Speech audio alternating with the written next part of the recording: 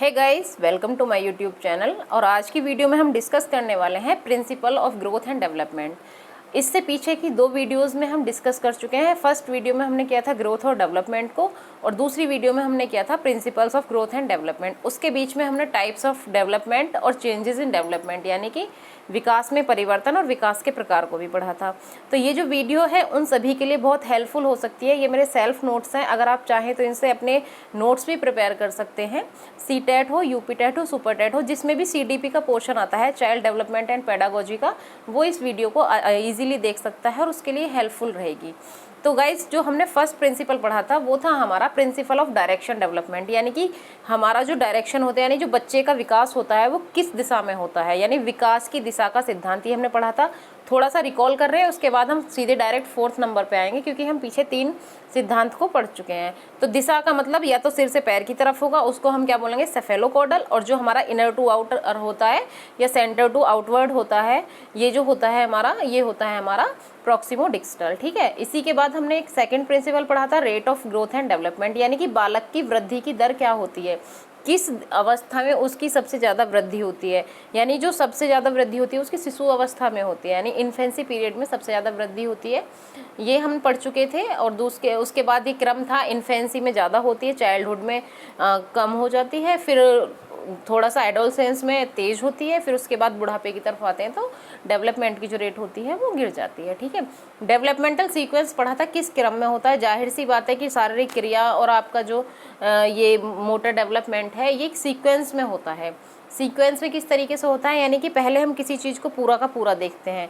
यानी कि अगर हमने मान लीजिए इसको पकड़ा, तो ये क्या है, हम इसको ऐसे पकड़ेगा बच्चा, ठीक है, ऐसे पकड़ेगा। लेकिन जब उसको जैसे जैसे समझ आती जाएगी वो ग्रॉस टू फाइन चलेगा, फिर पता चला वो इसको ऐसे करना भी सीख जाएगा और वो उसका ऐसे लटका के घूमेगा, उसको फ़र्क नहीं पड़ेगा कि ये गिरेगा या नहीं गिरेगा, क्योंकि उसे पता है कि अब ये नहीं गिरेगा। उसकी पकड़ मजबूत हो जाती है। जब बच्चा कभी लिखता है तो वो पूरे पेन से ऐसे ऐसे करके लिखेगा, लेकिन जब वो फाइन की तरफ जाता है तो वो पेन उंगलियों की हेल्प से लिखना शुरू कर देता है। एग्जाम्पल्स भी इसमें लिखे हुए हैं, आई होप ये आपको इजीली समझ आ जाएंगे। ये 3 को हमने डिस्कस कर लिया था। और आज हम पढ़ने वाले हैं प्रिंसिपल्स ऑफ इंटर रिलेशन, यानी कि जो हमारा ग्रोथ एंड डेवलपमेंट के प्रिंसिपल हैं उनका आपस में क्या रिश्ता है, यानी सह संबंध का सिद्धांत बोलते हैं इसको। तो गाइस, हमको पता है कि हमारे कितने प्रकार के डेवलपमेंट होते हैं। सबसे पहला जो देखने को मिलता है वो था हमारा फिजिकल डेवलपमेंट, यानी कि शारीरिक विकास। उसके बाद कॉग्निटिव डेवलपमेंट, हमारा मानसिक विकास। सोशल डेवलपमेंट, जहां हम आसपास रहते हैं, सामाजिक विकास। इमोशनल डेवलपमेंट, हम अपने भाव को जो व्यक्त करते हैं, बच्चे को दूध चाहिए वो रो रहा है, बच्चे को गुस्सा आ रहा है वो मिसमिसा रहा है, उसका क्या है, वो हमारा इमोशनल डेवलपमेंट है।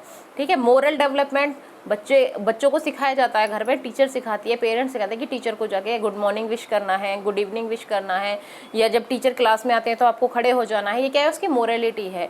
आपको कहीं भी किसी के साथ बदतमीजी नहीं करनी है, आप बड़ों के साथ अच्छे से बिहेव करेंगे।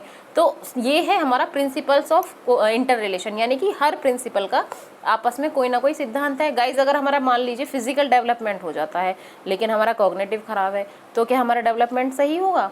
मान लीजिए हमारे अंदर सब कुछ है लेकिन हम इतने कठोर है कि हमको किसी को देख के मर्सी नहीं आ रही, कोई दया नहीं आती, तो क्या हम एक जो पूरा है हमारा वो पूर्ण होगा, नहीं हो पाएगा। क्योंकि इन सब का आपस में एक रिलेशन है, फिजिकल, कॉग्निटिव, सोशल, मोरल और आपका इमोशनल। यानी आप इसको याद कर सकते हैं PCM से और SE से। PCM का मतलब फिजिकल, कॉग्निटिव, मेंटल और सोशल और इमोशनल। ठीक है। ये 5 प्रकार के हमारे क्या होते हैं, विकास, और ये पांचों एक साथ चलते हैं, वही बच्चा कंप्लीट डेवलप माना जाता है। मान लीजिए बहुत से बच्चे हमको देखने को मिलते हैं क्लास में जो मेंटली रिटार्डेड होते हैं, या किसी को हम क्या बोलते थे, गिफ्टेड चाइल्ड भी बोल देते हैं। गिफ्टेड चाइल्ड कैसे होगा वो, मान लीजिए कोई बच्चा एक क्लास में है लेकिन वो कक्षा 2 का सम अगर सॉल्व कर देता है, इसका मतलब जो उसका IQ है वो गिफ्टेड है, या उसका जेनेटिक का फ़र्क भी हो सकता है, या किसी और चीज़ का फ़र्क भी हो सकता है, उसका समाज का फ़र्क हो सकता है, उसकी सारे के सारे जो डेवलपमेंट हैं वो उसके एक साथ काम करते हैं। ठीक है। तो फोर्थ है हमारा principle of inter relation. I hope ये आपको क्लियर हो गया होगा। इंटर रिलेशन का मतलब है कि 5 जो विकास हैं उनका आपस में एक सिद्धांत है, यानी कि जैसे मेरी 5 उंगलियां हैं, मुट्ठी तभी बनेंगी जब पांचों एक साथ होंगी। तो इसका मतलब है कि पांचों का विकास होना बहुत ज़रूरी है। ठीक है। नेक्स्ट चलते हैं हम। 5 है हमारा कॉन्टीन्यूअस डेवलपमेंट, यानी निरंतरता का सिद्धांत। अब निरंतरता का सिद्धांत क्या है, ऐसा थोड़ी कि हमारा जो विकास है वो एक कहीं भी आके रुक जाता है, कभी नहीं रुकता। जब हम बालकपन में होते हैं, जब बच्चा होता है छोटा, तो वो किसी न किसी तरह डेवलप करता है, वो अपनी भाषा में कुछ कहने की कोशिश करता है, वो अपनी हाथ पैरों को चलाता है, दौड़ता है, भागता है, उसका विकास तो हो रहा है। लेकिन जैसे जैसे वो बड़ा होता जाता है वो ग्रॉस टू फाइन जाता है, यानी कि फिर वो चीज़ों को अच्छे ढंग से करना शुरू कर देता है। कॉन्टीन्यूसली डेवलपमेंट तो हो रहा है ना उसका, वोम टू टूम चलने वाला होता है वोम, यानी गर्भ से लेके कब्र तक हमारा विकास होता है। जब हम बुढ़ापे की तरफ अग्रसर होते हैं, कुछ ऐसे होते हैं जेंटलमैन जो आर्मी से रिटायर्ड हैं, किसी और चीज़ से रिटायर्ड हैं, या फिर उन्होंने सोशल वर्क बहुत ज़्यादा किया है, तो वो जब तक बुढ़ापे तक रहेंगे तब तक उनके माइंड में कुछ ना कुछ चलता रहेगा, यार ये काम हमें ऐसे करना चाहिए, ये करना चाहिए। मतलब कुल मिला के ये है कि जो हमारा विकास है वो कभी रुकता नहीं है। तो गाइज वूम टू टूम चलता है, इसको हमेशा पूछा जाता है कि ये कौन से सिद्धांत के अनुरूप है, तो ये है कॉन्टीन्यूस डेवलपमेंट के अकॉर्डिंग। तो वूम टू टूम चलने वाला गर्भ से कब्र तक, जन्म से मृत्यु तक बालक का विकास क्या होता है, निरंतर चलता है, और जो गर्भ से कब्र तक चलता है, जो एक क्या है प्रक्रिया से गुजरता है। कोई भी परिवर्तन अचानक नहीं होता। अचानक थोड़ी ना है कि मान लो बच्चा कल 4 साल का आज सुबह उठ के देखा, अरे वाह ये तो 8 फुट लंबा हो गया, ऐसा थोड़ी होता है, नहीं होता ना। तो वो एक क्या है कि कॉन्टीन्यूस प्रोसेस है और उसमें चेंजेस होते रहते हैं, कभी भी अचानक कोई चेंज नहीं आता। नेक्स्ट है हमारा प्रिंसिपल ऑफ इंटीग्रेशन, यानी एकीकरण का सिद्धांत। एकीकरण का जो सिद्धांत होता है ये चलता है पूर्ण से अंश की ओर, यानी whole to part, hand to finger. जैसे कि अभी हमने क्या पढ़ा था, ग्रॉस टू फाइन, ये लगभग ऐसा ही है। इंटीग्रेशन है, मैं आपको एक चीज़ दिखाती हूँ अभी। मान लीजिए बच्चे को हम ये पकड़ा दें, ये माइक है, इस माइक का ये है, तो बच्चा कभी ऐसा तो है नहीं कि जैसे हमने पकड़ लिया ऐसे पकड़ेगा, कोई इसको ऐसे पकड़ेगा, कोई इसको दोनों हाथों से पकड़ेगा, बच्चा कोई ऐसे करके कोली भरेगा। तो ये जो है हमारा ग्रॉस टू फाइन है, यानी पूर्ण से अंश की ओर क्या है कि जब हम इस चीज़ को देखते हैं तो उसके बाद हमारा अपने आप ही एक कॉन्फिडेंस डेवलप होता है, हम उस चीज़ को फाइन तरीके से करना शुरू कर देते हैं। ये एक इंटीग्रेशन है, एकीकरण का सिद्धांत बोला जाता है इसको। आई होप ये अब तक जो हमने principle of development, growth and development पढ़ा है आपको समझ में आया होगा। ये बहुत ही शॉर्ट नोट्स हैं, ऐसा नहीं है कि बहुत ज़्यादा लिखा हुआ है, लेकिन बहुत काम के हैं। जब भी आप लास्ट टाइम रिवीजन करेंगे आपको पक्का इनसे कुछ ना कुछ हेल्प मिलेगी। नेक्स्ट हम देखते हैं अपना 7th है जो development is spiral not linear. जो विकास होता है वो क्या होता है, वर्तुलाकार होता है, रेखीय नहीं। वर्तुलाकार किस तरीके से होता है, एक होता है बच्चे को ABCD सुना दी हमने, सॉरी रटवा दी, बच्चे को रट गया है, A के बाद B आता है, B के बाद C आता है, C के बाद D आता है। लेकिन अगर हमने उससे 4 शब्द दे दिए, हमने कहा बेटा इससे कोई एक कंप्लीट वर्ड बना के बताइए। मान लीजिए हमने लिख दिया RTP, कुछ भी लिख दिया, RTPA लिख दिया, उसने दिमाग लगाया यार PART हो सकता है, या फिर वो कनेक्शन पॉइंट ढूंढ लेने लगे। जब मान लो 1 2 3 लिख दें हम, लेकिन वो उनसे एक संख्या बना दें, तो जो संख्या बनना है और जो वो वर्ड बनना है वो होता है स्पाइरल। कनेक्शन है वर्ड्स, शब्दों सॉरी लेटर्स का एक दूसरे में क्या है, कनेक्शन है। और लीनियर क्या होता है कि हम किसी चीज़ को बोले जा रहे हैं, बस रटे जा रहे हैं कि हाँ इसके बाद ये है, इसके बाद ये है, इसके बाद ये है। अगर हम उस चीज़ में संबंध नहीं कर रहे हैं, यानी कि उस चीज़ को हम कोरिलेट नहीं कर रहे हैं, तो जो हम स्पाइरल जो हमारा डेवलपमेंट है वो नहीं हो पाता है। तो जो डेवलपमेंट होता है हमारा हमेशा स्पाइरल होता है, कभी लीनियर नहीं होता। ऐसा थोड़ी कि आपकी सिर्फ हाइट ही हाइट बढ़ेगी, आपकी बुद्धि भी बढ़ेगी, आपकी मोरालिटी भी बढ़ेगी, आपको समझ भी विकसित होगी, कॉग्निटिव, फिजिकल, सोशल सारे डेवलपमेंट एक साथ होंगे। तो ये थोड़ी ना है कि आज फिजिकल हो रहा है कल को मेंटल डेवलपमेंट होगा, परसों हम देखेंगे यार मस्कुलर डेवलपमेंट चल रहा है, ऐसे नहीं होता। यानी जैसे इसमें एग्जाम्पल दिया है हमने, ये ABC लिख दिया, कनेक्शन पॉइंट ढूंढ लिया बच्चे ने इसका कि ABC, इससे बोला कि एक वर्ड लिखो, इसने लिख दिया कैब, CAB, तो ये क्या है, स्पाइरल है।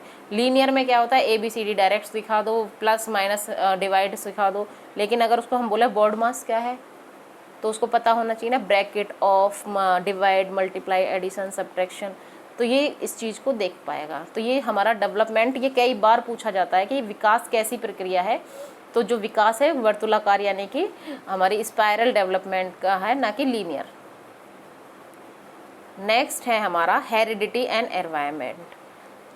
तो गाइज हेरिडिटी और एनवायरनमेंट तो बहुत इजी सा है, सबको पता है कि हमारे यानी कि बालक के विकास पे आनुवांशिकता और वातावरण का दोनों का प्रभाव पड़ता है।